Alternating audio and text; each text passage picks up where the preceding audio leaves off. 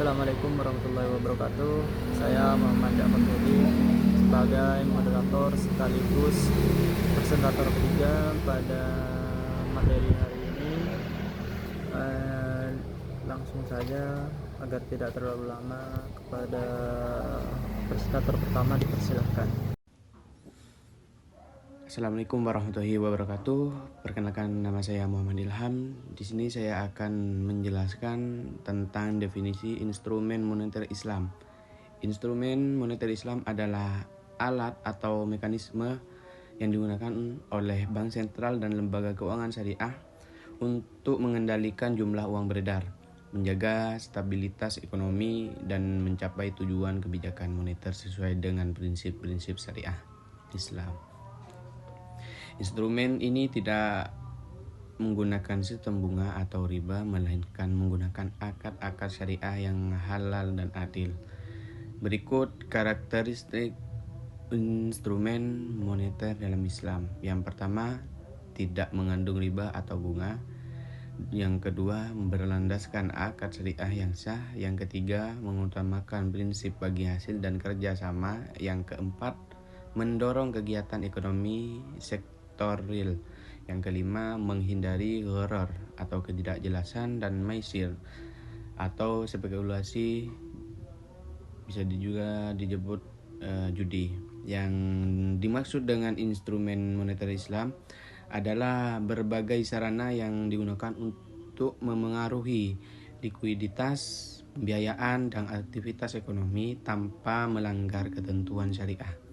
Tujuannya tidak hanya menjaga stabilitas harga dan pertumbuhan ekonomi, tetapi juga mewujudkan keadilan, pemerataan kesejahteraan, dan kemaslahatan masyarakat. Sekian dari saya. Terima kasih. Wassalamualaikum warahmatullahi wabarakatuh. Baik, tanpa salam kembali, saya sebagai presentator kedua akan menjelaskan tentang tujuan ekonomi moneter Islam. Ada beberapa tujuan ekonomi moneter Islam. Yang pertama yaitu mengendalikan inflasi agar harga barang dan jasa tetap stabil. Inflasi adalah kondisi ketika harga barang dan jasa terus meningkat. Jika inflasi terlalu tinggi, daya beli masyarakat akan menurun. Maksudnya, tujuan instrumen moneter Islam adalah menjaga agar harga tidak naik secara berlebihan, sehingga masyarakat tetap mampu membeli kebutuhan sehari-hari. Contoh misalkan harga beras. Nah, jika harga beras naik terus, masyarakat akan kesulitan memenuhi kebutuhan pokok. Oleh karena itu, Bank Indonesia menggunakan instrumen moneter untuk mengendalikan jumlah uang yang beredar agar inflasi tetap terkendali. Selanjutnya yaitu menjaga stabilitas ekonomi sehingga aktivitas ekonomi berjalan dengan baik. Stabilitas ekonomi berarti kondisi ekonomi tidak mengalami gejolak yang besar seperti inflasi tinggi, krisis keuangan, atau penurunan nilai mata uang secara drastis. Maksudnya, dengan ekonomi yang stabil, masyarakat dapat bekerja, berusaha, berinvestasi, dan bertransaksi dengan lebih aman dan nyaman. Misal ketika ekonomi stabil, pedagang dapat menentukan harga dengan lebih pasti dan perusahaan lebih berani melakukan investasi. Selanjutnya yaitu mengatur likuiditas perbankan syariah agar bank memiliki dana yang cukup. Nah, likuiditas adalah kemampuan bank untuk memenuhi kebutuhan dana nasabah, misalnya saat nasabah ingin menarik tabungan. Maksudnya instrumen moneter Islam ini membantu memastikan bank syariah selalu memiliki dana yang cukup sehingga operasional bank tetap berjalan dengan lancar. Contoh, jika banyak nasabah menarik uang secara bersamaan, bank tetap mampu melayani karena likuiditasnya terjaga. Yang terakhir yaitu mewujudkan sistem keuangan yang adil sesuai dengan prinsip syariah dan bebas dari riba.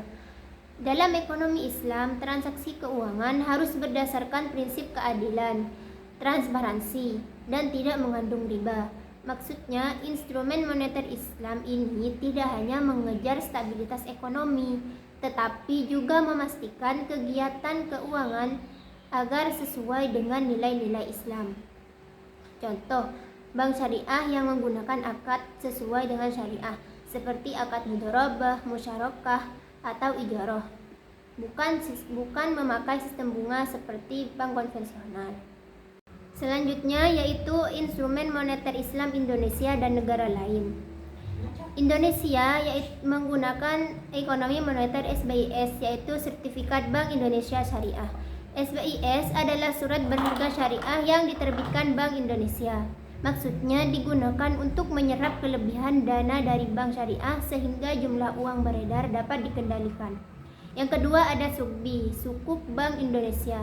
SUKBI merupakan surat berharga syariah yang diterbitkan Bank Indonesia berdasarkan prinsip syariah. Maksudnya menjadi sarana pengelolaan likuiditas dan membantu menjaga kestabilan sistem keuangan syariah. Yang ketiga yaitu ada repo syariah. Repo syariah ini adalah transaksi pembiayaan dengan menggunakan sukuk sebagai dasar transaksi yang sesuai dengan prinsip syariah. Maksudnya yaitu membantu bank syariah memperoleh dana jangka pendek ketika membutuhkan likuiditas. Nah, kesimpulannya Indonesia maksudnya secara umum semua instrumennya ini digunakan untuk mengatur jumlah uang beredar, menjaga likuiditas bank syariah, dan memastikan seluruh aktivitas keuangan tetap sesuai syariah. Yang kedua yaitu negara lain, Malaysia, Arab Saudi, dan Brunei Darussalam. Yang pertama ada pasar uang antar bank syariah. Nah, ini merupakan tempat bank-bank syariah saling meminjamkan dana dalam jangka pendek dengan prinsip syariah. Maksudnya, ini membantu bank yang kekurangan dana dan menjaga kestabilan sistem perbankan. Yang kedua ada sukuk pemerintah. Sukuk pemerintah merupakan surat berharga syariah yang diterbitkan pemerintah untuk memperoleh dana pembangunan. Maksudnya, selain membantu pembiayaan negara, sukuk ini juga menjadi instrumen moneter yang dapat digunakan untuk mengatur likuiditas instrumen berbasis akad ijarah. Nah, instrumen berbasis akad ijarah ini adalah instrumen yang menggunakan akad sewa-menyewa sebagai dasar transaksinya. Maksudnya, memberikan alternatif instrumen keuangan yang sesuai dengan prinsip syariah tanpa menggunakan bunga. Nah, kesimpulannya, di negara lain ini, yang 3 negara ini, maksudnya secara umum, walaupun nama dan bentuk instrumennya berbeda, semua negara tersebut menggunakan instrumen moneter syariah untuk menjaga stabilitas ekonomi, mengelola likuiditas perbankan, dan mendukung perkembangan sistem keuangan Islam. Assalamualaikum warahmatullahi wabarakatuh. Pada kesempatan ini saya akan menjelaskan mengenai perbandingan instrumen moneter Islam Indonesia, Malaysia, Arab Saudi, dan juga Brunei Darussalam. Perbandingan ini dilakukan berdasarkan beberapa aspek, yaitu bank sentral, instrumen utama, fungsi instrumen, kelebihan, kekurangan, posisi dibanding usaha, serta tingkat perkembangannya. Pertama, dilihat dari aspek bank sentral. Indonesia memiliki BI sebagai otoritas moneter. Malaysia menggunakan Bank Negara Malaysia atau BNM. Arab Saudi menggunakan Studi atau Saudi Central Bank atau yang disingkat SAMA. Sedangkan Brunei Darussalam menggunakan Authority Monetary Brunei Darussalam. Saya tidak akan membacakan semua dari instrumen dan juga fungsinya, bisa dilihat pada tabel. Langsung saja mungkin dari segi kelebihan dan kekurangan. Dari segi kelebihan, Indonesia memiliki regulasi yang kuat, pasar suku yang berkembang pesat, serta didukung oleh jumlah penduduk muslim yang besar. Malaysia ini unggul karena instrumennya yang paling lengkap dan inovatif, pasar keuangan syariah yang sangat maju, serta menjadi salah satu pusat keuangan Islam di dunia. Arab Saudi di sini didukung oleh kekuatan ekonomi yang besar, memiliki pasar suku yang sangat aktif dan juga menjadi pusat ekonomi Islam di dunia. Adapun Brunei di sini memiliki keunggulan dalam konsistensi penerapan syariah, pengawasan yang efektif, serta sistem keuangan yang syariah yang berjalan dengan baik. Namun masing-masing negara juga memiliki kekurangan. Di Indonesia sendiri, pangsa pasar dari perbankan syariah itu masih relatif kecil karena literasi keuangan syariah yang ada pada negara kita itu mungkin perlu ditingkatkan, dan variasi instrumen moneternya itu belum sebanyak negara lain. Negara Malaysia itu menghadapi tantangan berupa sistem yang relatif kompleks, biaya pengolahan yang cukup tinggi, dan juga ketergantungan terhadap kondisi pasar global. Negara Arab Saudi itu masih cukup bergantung pada sektor minyak dan gas, serta diversifikasi instrumennya belum sekompleks Malaysia. Sedangkan di sini Brunei itu memiliki skala ekonomi yang lebih kecil karena variasi instrumen yang terbatas dan aktivitas pasar keuangan yang tidak sebesar negara lain. Jika dibandingkan dengan Indonesia, Malaysia itu lebih unggul dalam inovasi dan kelengkapan instrumen moneter syariah. Arab Saudi unggul dalam kekuatan ekonomi dan misalnya pasar suku, sedangkan Brunei itu unggul dalam konsistensi penerbangan syariah. Terakhir, dari aspek tingkat perkembangan, Indonesia itu termasuk dalam kategori perkembangan pesat. Malaysia berada pada tingkat sangat maju, Arab Saudi itu tergolong maju, dan Brunei berada pada tingkat menengah.